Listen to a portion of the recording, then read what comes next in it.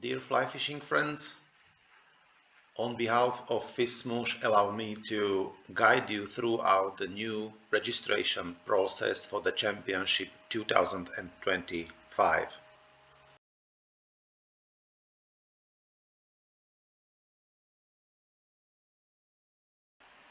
As you may know, we have recently communicated that all championships 2025 will be registered only throughout the website of FIPS-Mouche. The reason for this change was following. We have decided yet in 2023 at the end of the year that in 2024, in this year, we are going to change our FIPS-Mouche website the way that it will be serving as a so-called multi-website, which means that it will cover all championship websites under the umbrella of the web domain fipsmouche.com. The reason we have decided for this multi-website, I would say platform or approach, is that we would like to achieve on our championships the same layout of the websites. We would like to define some standardized data that must be provided in each website. We would like to define a certain time plan in order the data are being provided on the website on time. Of course, hand in hand, having this same structure and same layout, we can achieve much easier access to this data, as when you will become familiar with this structure, you will intuitively find the data very quickly. And last but not least, we would like to achieve also a much better data consistency in the database of our participant names. In the past, it had happened quite many times that the same person has appeared in the final results, in the various final results, always in slightly different spelling, which was of course a mistake. So now, when we are going to have a common database and register of all participants on one place and properly stored in the database, we will simply reuse them for all other championships. And so throughout that, we will achieve a consistency in the names. So regarding the registration process itself, the new item or new approach is that the registration itself may only be carried out by the so-called SPOC. SPOC is an abbreviation of so-called single point of contact, which is a one dedicated person by national federation who we are communicating with. So it might be only done by this one single person. This single person, this SPOC, will have an authorized access to our website. After login, putting the login name and the password, he or she will enter the website, and throughout this authorized zone, the SPOC can carry out the registration on behalf of the national federation.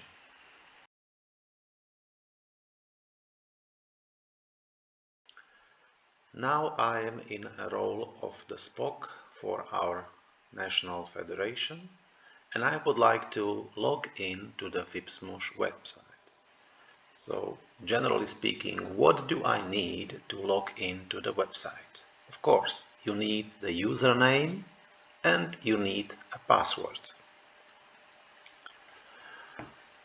When I click on the login item of our horizontal menu, you can see the prompt asking me for including the username or SPOC email and the password. Okay, so what is the username or SPOC email? Of course, the SPOC email is my email that I have announced to the General Secretary of FIPS-Mouche and is being used for the distribution of the communication toward the national federations. The username is meant here the abbreviation name of my federation. So as a login name, I can use either the federation abbreviation or my Spock email address. I know my Spock email address, but when I would like to use the federation abbreviation instead, and I don't know what is the stored abbreviation name used in the FIPS-Mouche website, I can simply go to About part of the website, hovering over the Our Members part, I will be redirected to the current list of our members, which is you can see here, the list of our members. I will hover over my country, for example here, and clicking on it, it will appear the federation profile. And within the federation profile, I can see the federation abbreviation, which is SZSR, standing for Slovenský zväz športového rybolovu. So this abbreviation I can use as a login name to the authorized zone of FIPS-Mouche website. Right, so I know what to do. I can go back and here, okay, I know what kind of federation abbreviation I can use, what kind of Spock email address I can use here as my login name. This is either or, I have actually two options. But what kind of password should I use here, because I haven't been yet logged in? Don't worry, it is very easy, very simple. We will just simply pretend that we have forgotten our password. So when you hover over this button, Forgot Your Password, and clicking on it, you will be prompted again, either your federation abbreviation or your Spock email address to put in order you can reset your password. So in this case, I will put here the abbreviation of my federation, and hitting the submit button, I will send to the website the information that I'm going to change or to reset my password for my federation. The website will send an email to the email address of the Spock, and the email will contain the link for resetting of the password. So once you will receive this email, you will just open it up and simply click on the attached link. After clicking the link from the email, you will be redirected to this prompt asking to include or to input a new password and confirm the same password. Here, my strong recommendation is to use a longer password and to combine some alphabet characters with some special characters to have your password properly protected and safe enough.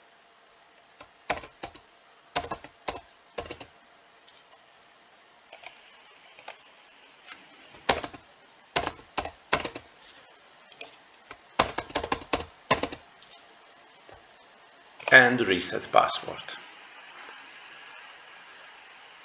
After hitting the button Reset Password, I received a confirmation that the form successfully submitted, which means that I confirmed my new password to the website, and now I can simply go and log in using my new credentials. So again, the abbreviation of the federation, and then the new password I just initiated or reset.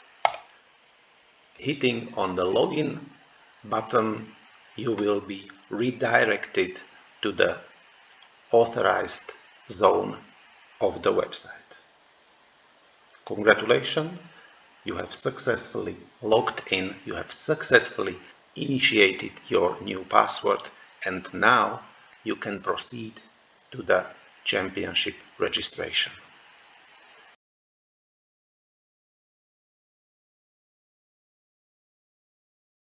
We are successfully logged in to the authorized zone of our FIPS-Mouche website. As you can see here, I'm logged in on behalf of our national federation just for this testing purposes, for the presentation, presentation reason. And this is so-called administration section or authorized zone, where you can see the 3 items on this administration vertical menu. The first one is actually the link on this, I would say, main page of this administration zone. So every time when you will be somewhere here inside of the authorized area and you would like to go back to this main page, you will simply click on main and you will be redirected to this page we are currently on.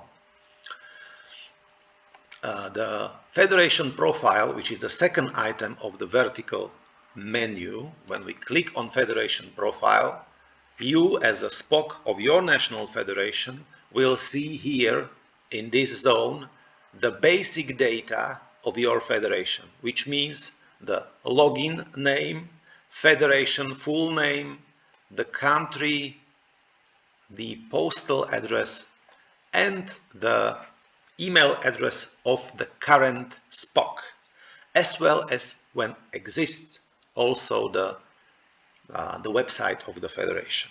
Okay, these are the basic data of the national federation the SPOC is currently logged in for, right?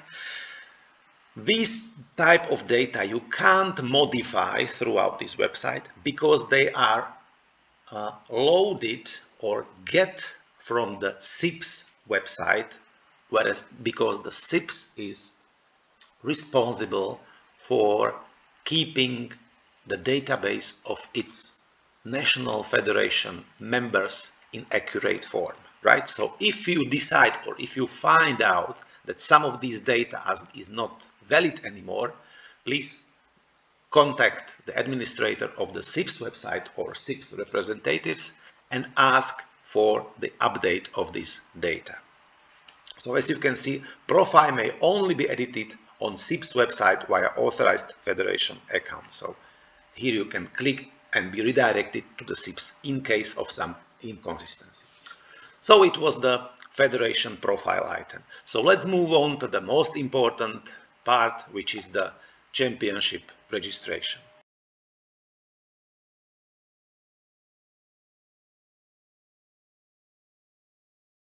Clicking on it, you will see the list of all upcoming events you are going to make a registration for. So we select one of these championships that are available for the editing or for preparing the data for. As you can see here in the first row, the championship for the Youth USA, as it is already over concerning registration, you don't have any button available, so you can't make a registration as it has been already finished. So we are selecting one of these available championship. In my case, let's select the championship Masters to be held in Spain. So clicking on the edit, you will be navigated to the main area for the registration. Here you again can see on the left hand side the vertical menu, and on the right side you will see the context section. The context section is consisting of 3 parts. The first one here is the header of the selected event, in our case we have selected the championship Masters 2025. The second part is dedicated to the pre-selected or pre-registered list of persons who are ready to be registered for the championship. On the left-hand side, you will see later on the list of the selected person, and on the right-hand side, you will see the controlling buttons throughout which you can carry out the registration. The third part of this context section is pool of persons. That's a list of all persons that has been ever included into this website. And if you need to add a new person, you will follow or you will click on the button Add Person, which is at the end of this section. In most cases, the pool of persons will be empty because you are just starting to carry out the registration, and therefore your typical use case will be to start from scratch. So let's proceed to your typical scenario, which means adding a new person into the pool of persons. So clicking on Add Person button, you will get to the form throughout which you can enter all basic data of the participants, such as first name, surname, the shirt size, the gender, the picture, phone contact, email, and year of birth. Why do we need the year of birth? The year of birth we need for some of the championships where the age really does matter, which is in our case the Youth Championship and the Masters Championship. We do not need to collect the private data of the participants, such as date of birth. We just need the year of birth. It's enough for us to make a cross-check if from the age perspective the participant is eligible for the event. And after all these items are being included, you can click on Agree on Terms and Conditions. Terms and Condition in bold font. It's a link directly to the document where the basic conditions and regulations are being collected. And after clicking on Agree on these terms and conditions, you can add the person into the database. So suppose there is nothing has been entered and you are going to edit, you will be warned by the website that you need to first fill in all mandatory fields.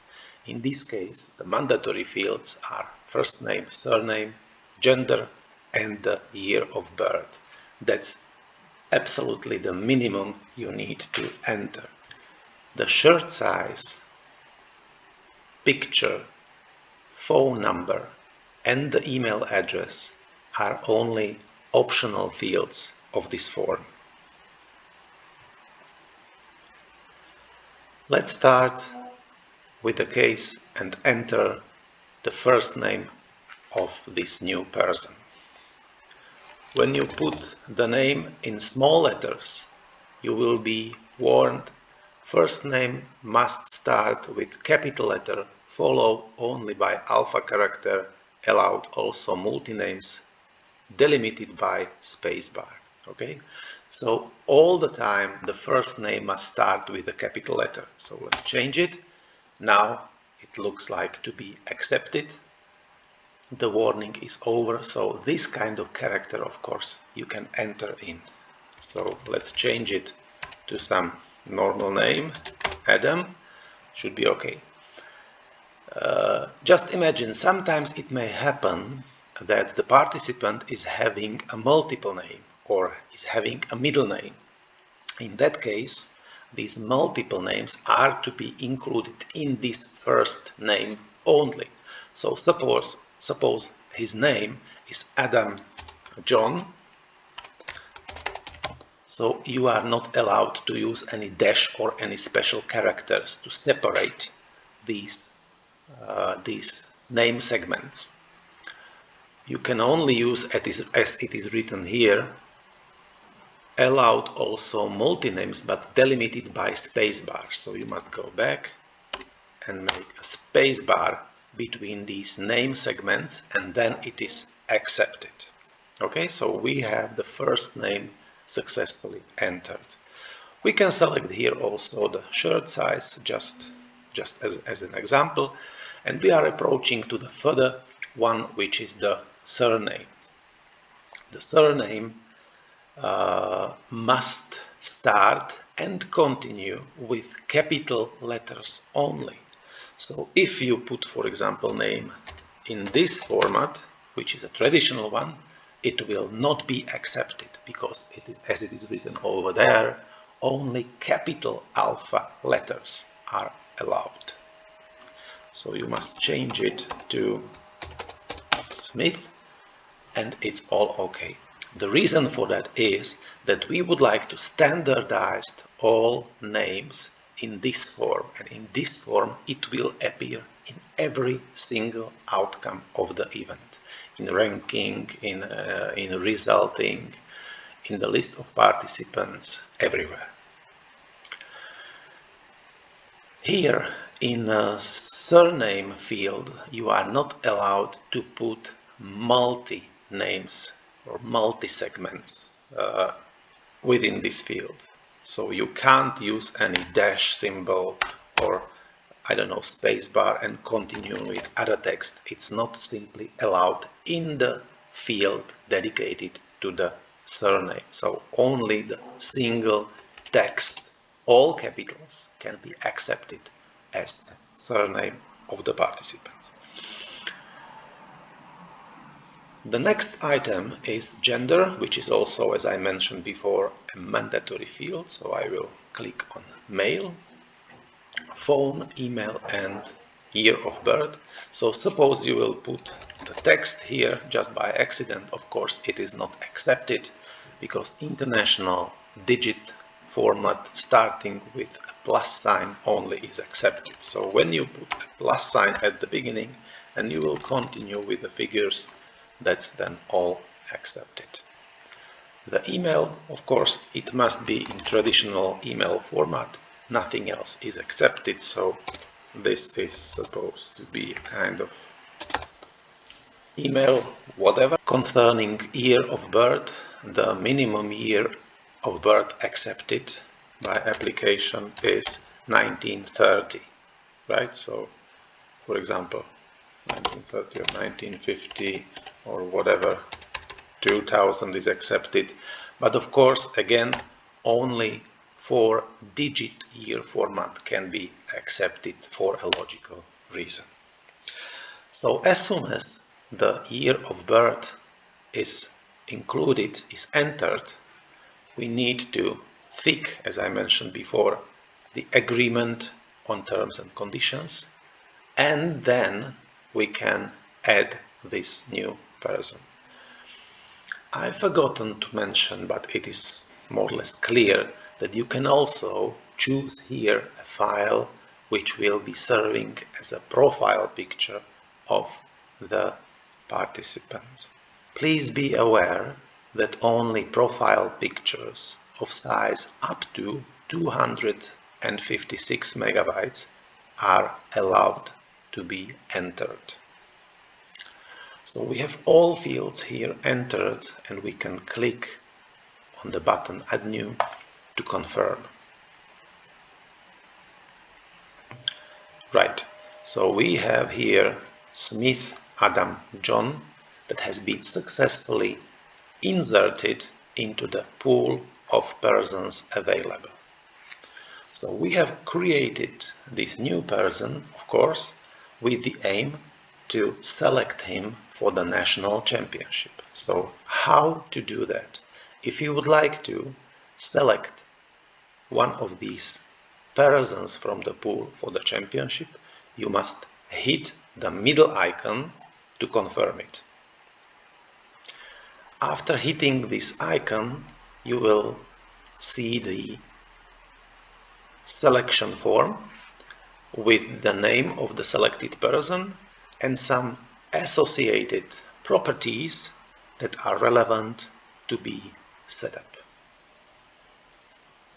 In the previous part, we have been entering the basic data of the person, such as the gender, the email address, the phone contact, the shirt size, and stuff like that. Whereas here, we are entering the properties that are relevant for participation of this person at the championship. And typically, it might be his role in the team, angler, captain, manager, or accompanying person or guest, which in this case is considered to be when none of them were selected. Then, for the organizers who need to know where the selected person is to be accommodated, in which level of the accommodation the person is going to be accommodated, you must tick here the level of accommodation. Traditionally,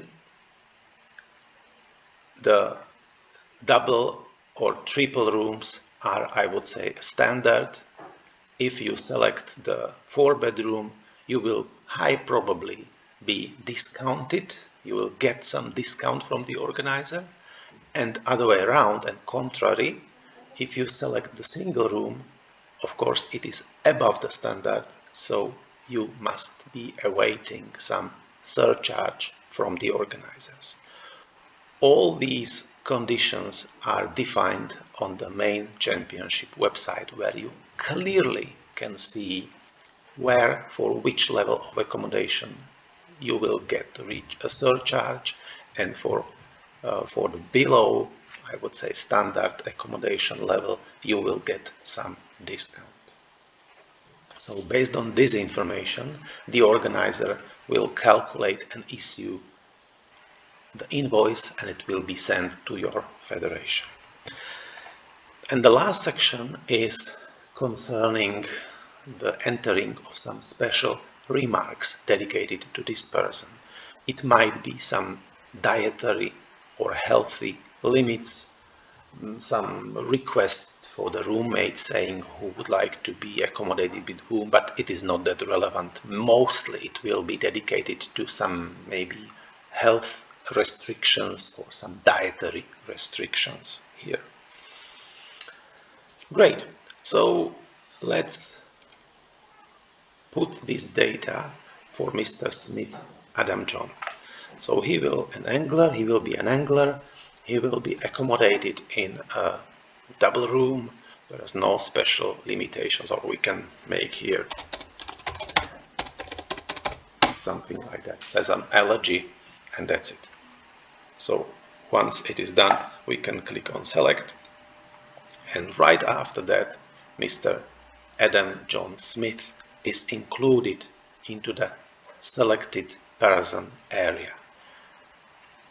On the right hand side, in this controlling part, you can see it appeared a new button named Register Team, and it allows you at this stage already to make a registration, because sometimes it may appear that you are not going to select the complete team. In your case, probably you will need to add more persons and to define your own pool of persons for the further nomination and selection, whereas in my case, I have already here some predefined names, so I can comfortably use them for the further showcase. So let's select a new person. For example, I'm going to select Mr. Adam Scott. As I mentioned before, the selecting is to be carried out throughout hitting the middle icon. So once again, I will hit the middle icon. I will put him again as an angler. accommodating 3-bedroom, no special remark, select quite quickly. It goes quite straight forward. Another one here, for example, suppose it will be an angler, also double room. It goes very, very quickly. Good, so we have 3 anglers. Now let's add there also some manager. For example, here, manager, select, and we have a manager here as well. Let's add here also a person, a second manager, clicking, and the person has not been included here, and you can see here an error message generated by the website. Why? Because manager may only be selected once, so you can't nominate 2 managers. So you must change the role of this person, because this cannot be a manager. So suppose this is a captain, so it's a captain, accommodation, and make a selection, and it's okay. So he's accepted as a captain. This is a manager, and there are 3 anglers. If you would like to make a change within the list of selected person, for example, you have forgotten to mention that Mr. DDDAAA is not only the captain, but he's also a competitor, he's also an angler. You can edit this record clicking on this icon. You will come back to the selection data of Mr. DDDAAA, and you will put here also the flag for angler and save. And after the update, you will see his angler and captain as well. Good. Suppose you include here some other person, again as an angler, which is the 5 anglers, and now you would like to add some more.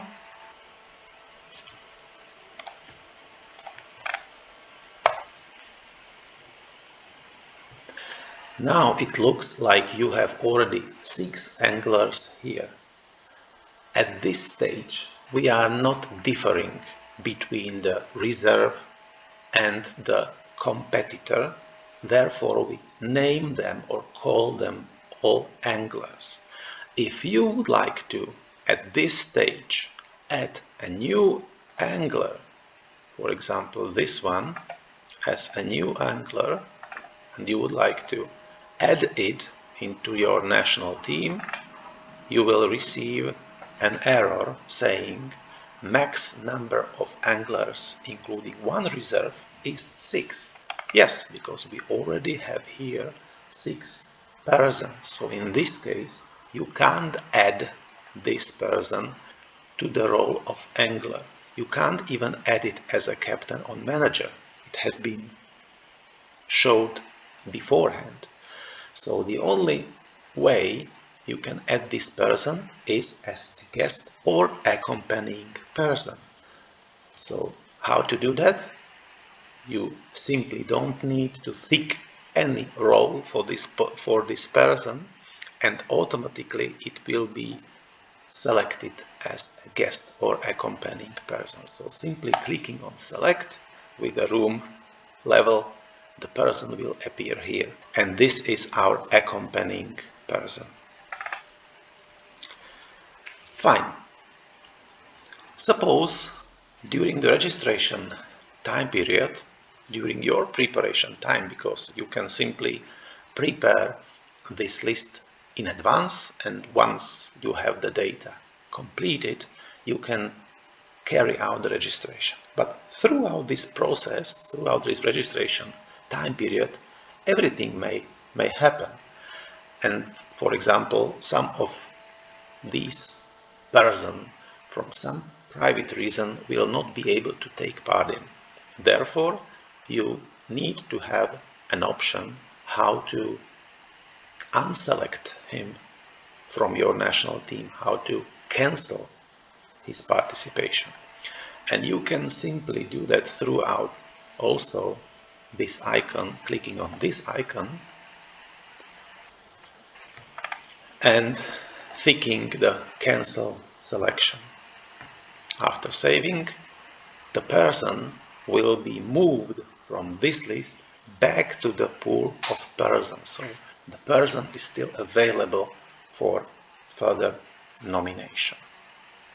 Imagine the situation that at this stage you would like to change the basic data, basic personal data of some of the persons listed here.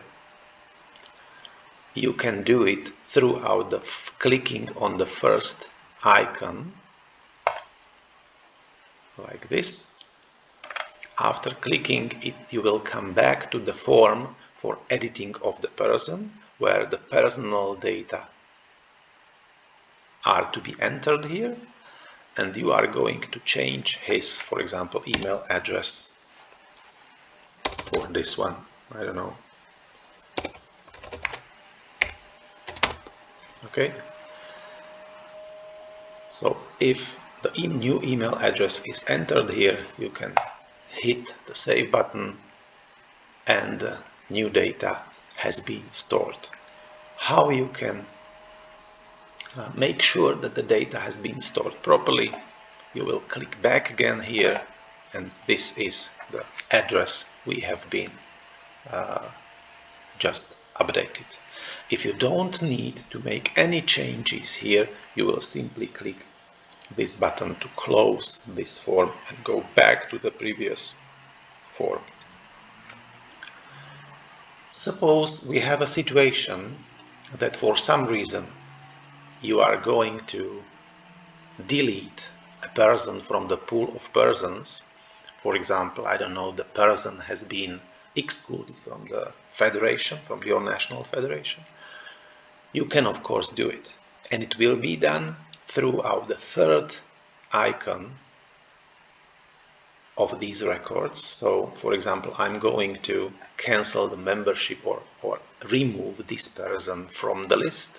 So I will click on this icon and I will be prompted by the website, are you sure you want to delete this registrant? I will confirm yes, I would like to, and the person actually disappeared from the list. Great. The national team for our showcase is being prepared for the registration. Now we can simply hit the register team button and we will get the confirming message from the website, the team was successfully registered. Suppose after the registering, your national team for some serious reason must cancel the participation at that event. You do not have a chance to make it in one single step, throughout one single click. You must do it the way that you will cancel the participation of each single participant selected in your national team. So you will click on each single person, but it goes quite straightforward and quickly. Cancel selection and confirm. Another one, cancel selection and confirm.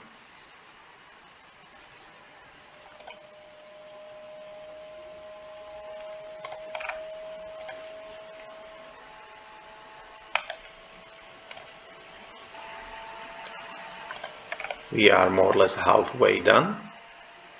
Good, 3 more.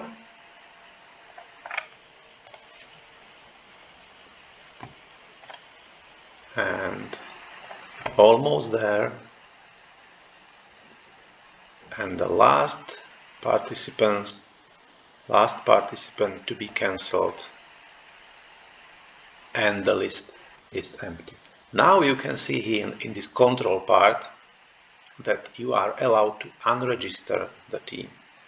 Clicking on unregister the team, of course, An appropriate email will be again generated and sent to the organizers, and now you will get a confirmation that no team is registered for this event.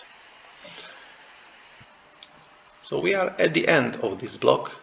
We went through all possible scenarios that might help during the registration process, such as adding the new person, modifying the personal or basic data of each person inserted in the pool of persons, nomination of the person or selecting of the person from the pool to the selected national team, removing the person from the pool of persons for some reason,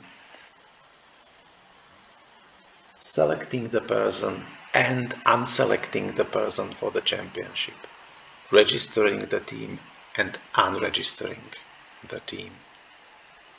I hope this presentation will help you to go through the registration process quite smoothly and quickly. Enjoy it. Good luck.